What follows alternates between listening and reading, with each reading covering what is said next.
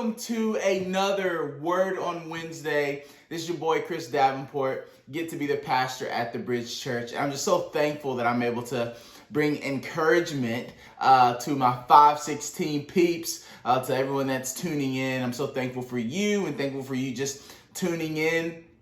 It's been awesome. We've been going through the book of Daniel, and we just finished up our first series in the book of Daniel, which is called Uncompromising. And now we get to walk into chapter 7 through 12, where we talk about an unshakable life.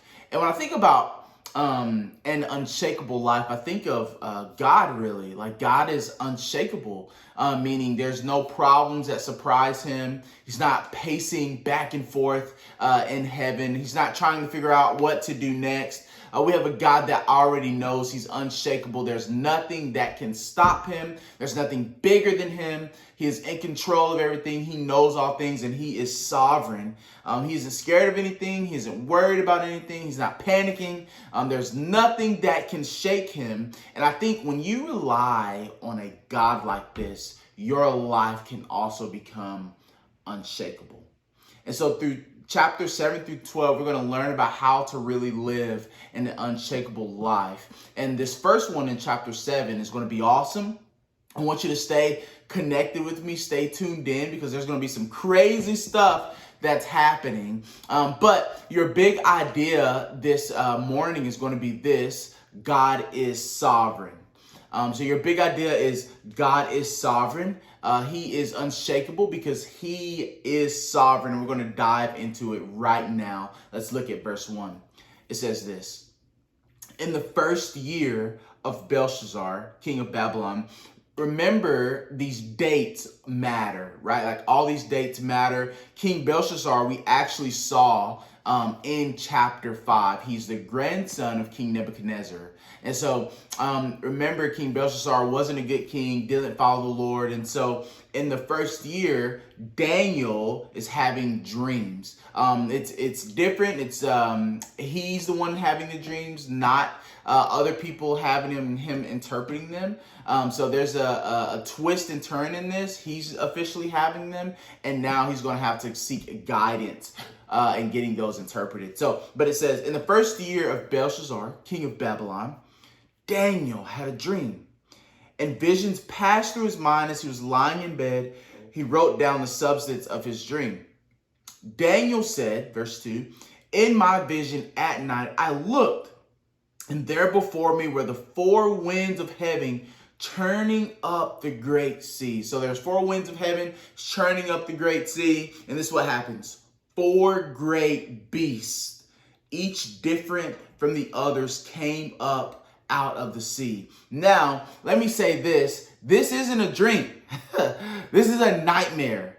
Like, if I dream something like this, I would be wanting to be woken up. Like, we know, like, when you're falling out of your chair, you feel like you're just sinking low and low. Like, I need to be woken up. Someone pinch me, because, like, this would be scary. Four beasts are coming up out of the sea. And then he describes what these four beasts are. He says in verse 4, the first one was like a lion, and it had wings of an eagle.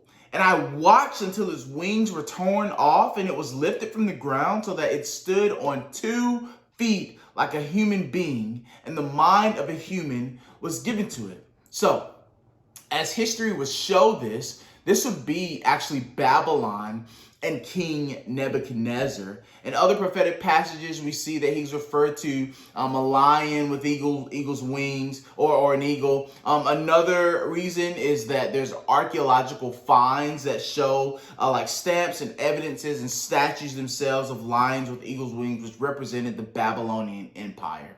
So to Daniel, the first beast would have been present day. It would have been current context. It would have already, well, in some ways, it would have already happened because King Nebuchadnezzar, but Babylon was still in control. So in a lot of ways, it would have been current context too. So the first year of King Belshazzar, which is the great grandson, right, is taken over. This is when he's actually having this dream. So this, in his mind, would have also known. He would have been like, okay, this is King Nebuchadnezzar, and this is Babylon. So let's continue. Verse 5. And there before me was a second beast, which looked like a bear.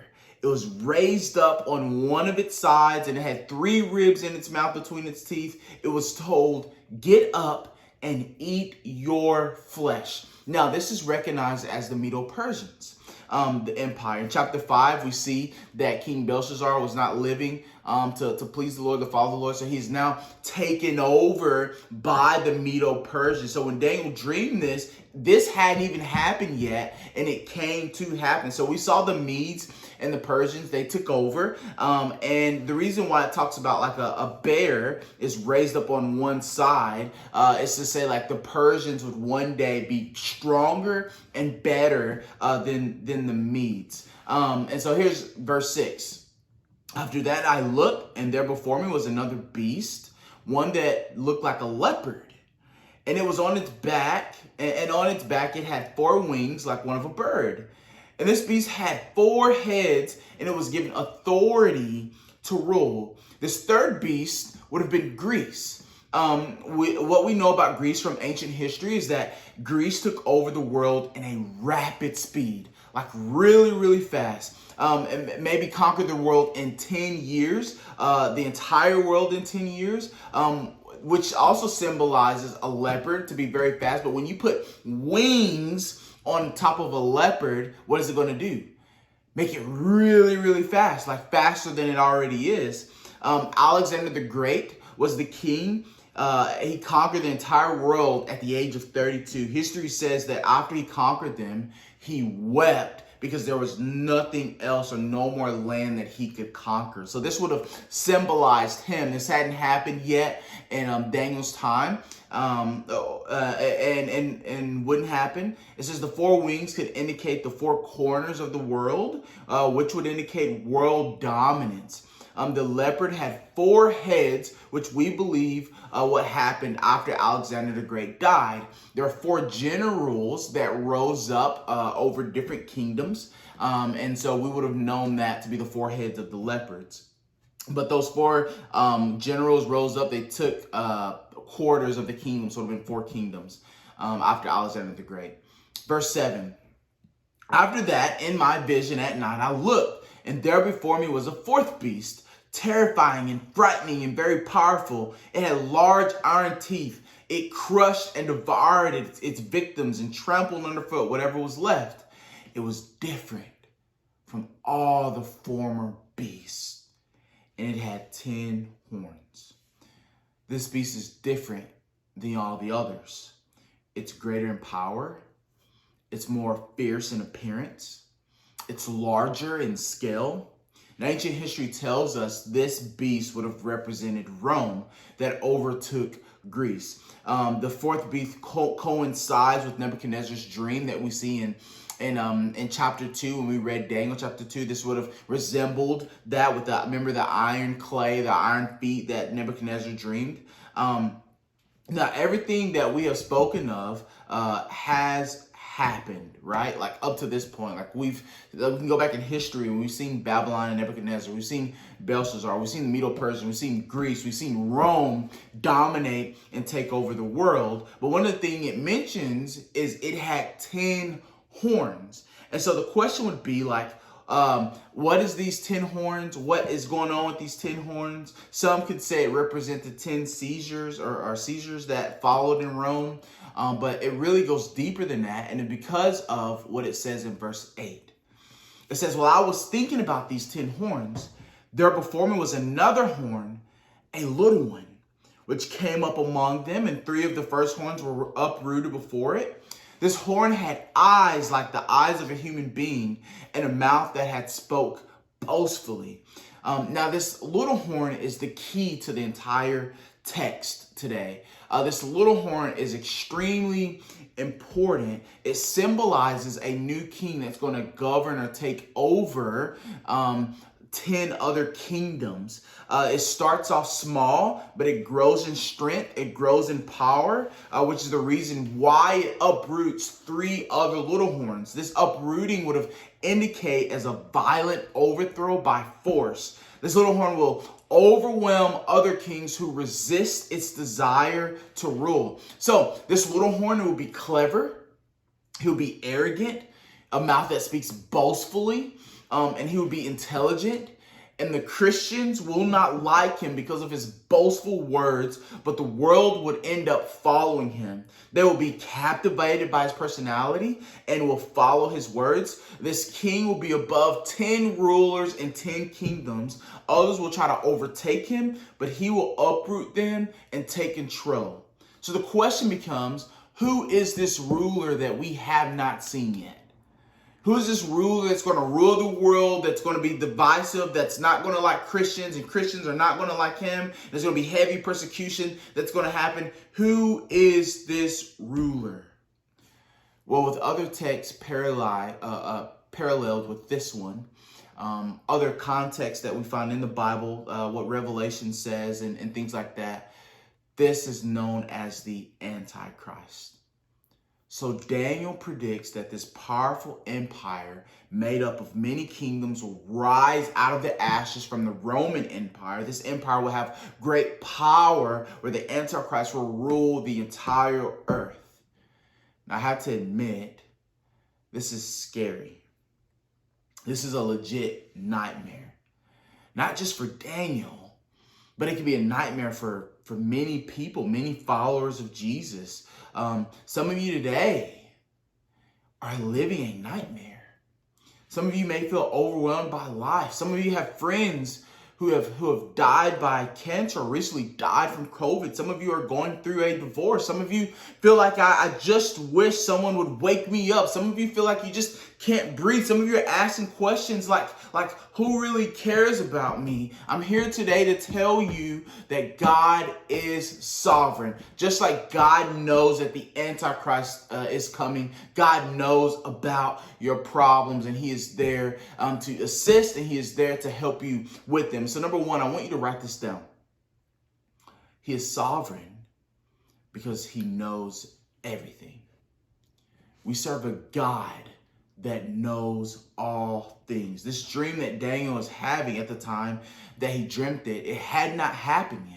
There's one thing that had happened, but there are three things that had not happened in this dream. And this the third beast hadn't happened, the fourth beast hadn't happened, and the horn had not happened. So it shows us that God knows everything before it happened. God knows all problems before they happen. God knows about the Antichrist is to come before he comes. Do you think that he is afraid? Do you think that he is pacing back and forth? Do you think that he is biting his nails? God already has a solution to these things that are going to come.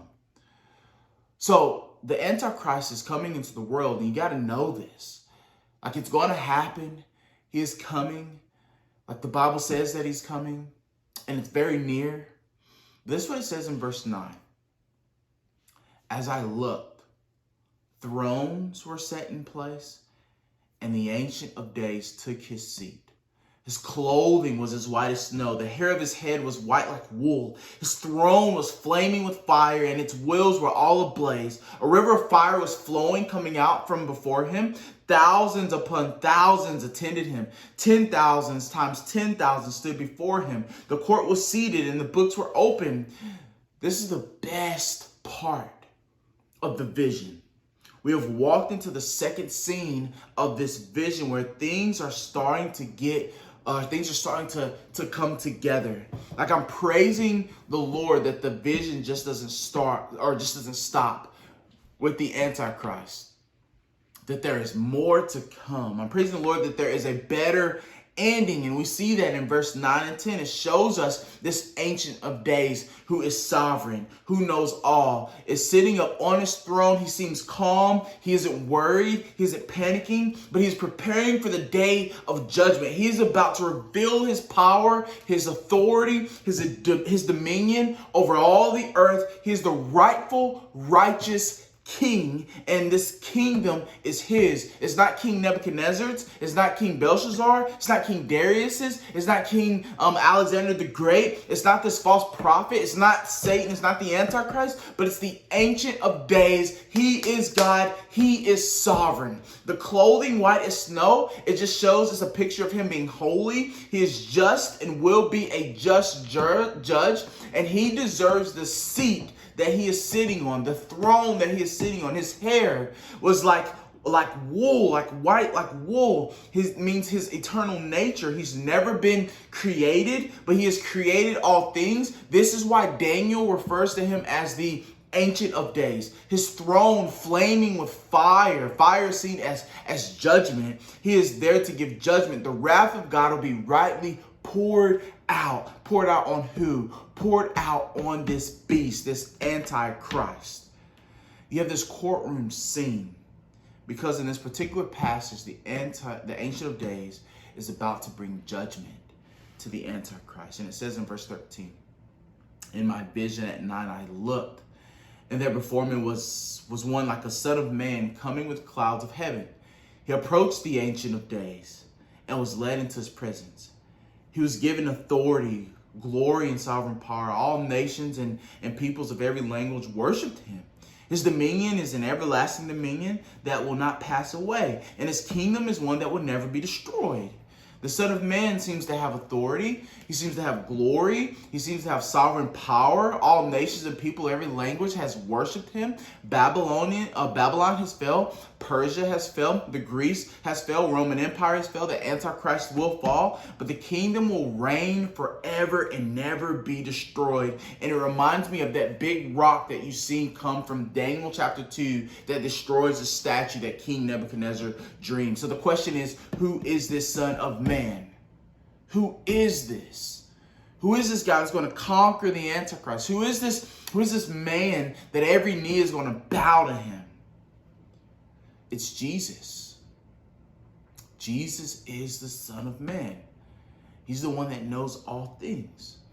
He is above all things. Number 2, he's the one that has dominion and authority. In John 1, it says he had no beginning, but he created all things. John 1 says he becomes flesh for us. In Colossians 2, it says he's created all things and there's nothing that he hasn't created. Israel knew that one day a Son of Man would come and that he would rule. So when Jesus came, they thought that he was going to take back over the kingdom. They wanted Jesus during that time to defeat the Romans. They had no idea of the timeline that the Antichrist would first take over. And so you see in an awesome passage in Luke 17, the Pharisees and the disciples asked him when the kingdom of God would come and rule. They would constantly ask when it would happen. And Jesus would describe it like there's going to be a judgment that happens, like Noah in the ark, or like Sodom and Gomorrah. Like people were not going to know what was happening. And then he goes on. He says in Luke 17:25, he says, "The Son of Man must first suffer and die." That his mission was to first seek and save the lost, to prepare for his kingdom to come. That he did not want the whole world devoured by this Antichrist and by this wrath that was going to come. But he wanted to save many. How beautiful is that? Like, how amazing is that? That we read that one day there's going to be an Antichrist, but God is going to consume him, going to devour him, and the light will win. And so my question for you today is this. Do you know the Son of Man? Do you have a relationship with Jesus? He's the only one that will be able to save you from the wrath that is coming. He's the only one that's going to be able to help you through your problems. He's the only one that's going to be there for you when things are going wrong in your life. Do you know him? And if you know him, do you trust in him? Do you have a strong relationship to know that all these bad things may be happening today, but in the future there will be a day there's going to be no more death, no more sorrow, no more crying, and everything's going to be made new? Do you trust him? Let's pray. Dear Lord, thank you so much for today. God, thank you so much for your word. God, thank you just that you are King of Kings and Lord of Lords, that you reign supreme. God, we love you. In Jesus' name we pray. Amen. Hey, thanks for tuning in today. Always remember, be a bridge. Let's go!